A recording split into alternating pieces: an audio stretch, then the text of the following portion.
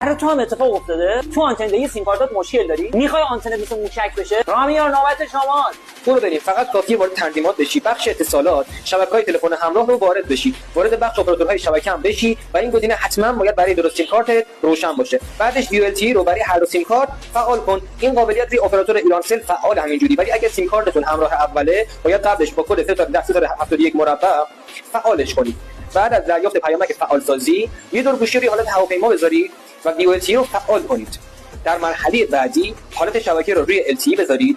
بعدش وارد قسمت نام‌های نقطه دستیابی بشید. به علاوه بالا رو بزنید، در قسمت نام MCI اینترنت و توی قسمت نام دستیابی MC اینترنت رو وارد کنید. در نهایت برای ذخیره سه نقطه رو بزنید و ثبت رو بزنید. وقتی اضافه شد انتخابش کنید. برای ایرانسل هم مراحل مشابه رو طی کنید و فقط در قسمت نام ایرانسل اینترنت رو بزنید و توی قسمت نام دستیابی MT ایرانسل رو وارد کنید. راستی قبل از که سیوش کنی کپشن رو حتما بخون.